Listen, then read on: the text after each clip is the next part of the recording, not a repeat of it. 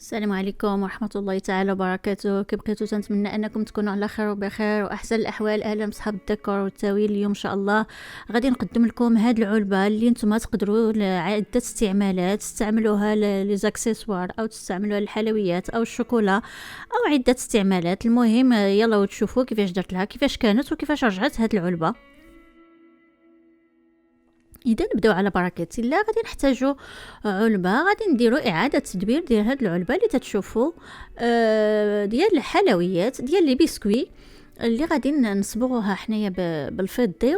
نتوما تقدروا تصبغوها باللون الاسود ولا الذهبي ولا النحاسي ولا فضي ولا المهم اللون تيبقى اختياري. اذا انا صبغتها بهذا اللون الفضي. اذا انا صبغتها ومن بعد ما نشفت غادي ندير لها هاد دونتيل ولا ستراس ولا المهم في هاد اللون هذا ديال الفضي، تا هو لون فضي. اذا غادي نحاول نسقو لها في الوسط على هاد الشكل.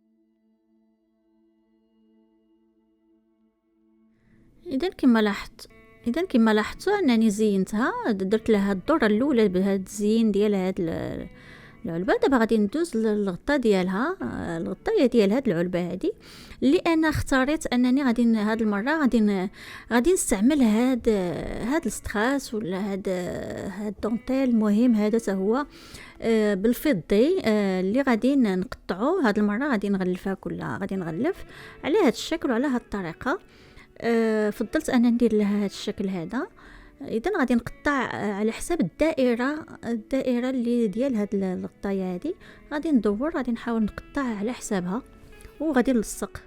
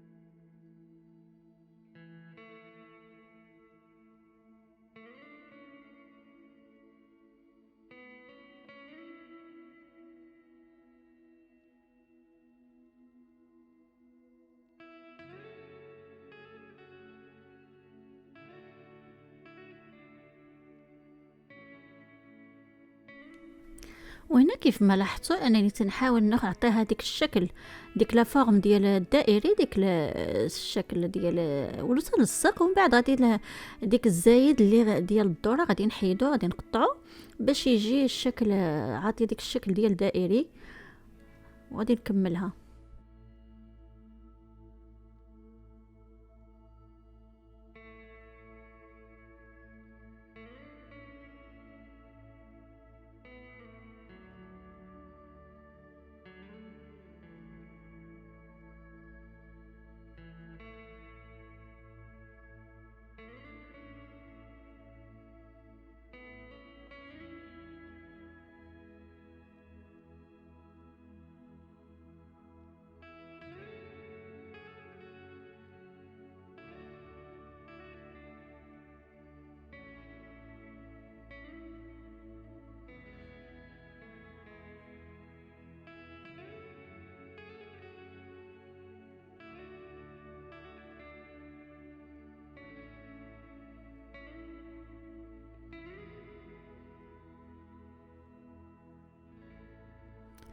وهنايا تنحاول في الجوانب تنشوف واش هاد الدونتيل اللي غادي يصلح لها هاد ستراس، اذا تنقيس وتنشوف على حساب عينيا واش اللي غادي يجي معاها.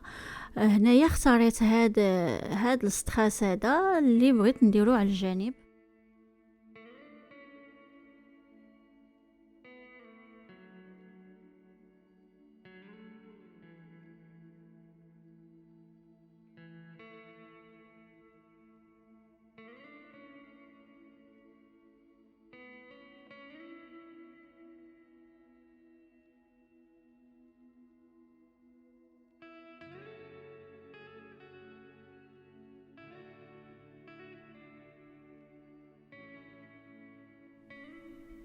وهنا في الاخر خديت هاد الشكل هذا، هاد الستراس هذا، وخديت القياس وقطعت، ومن بعد غادي نلصق.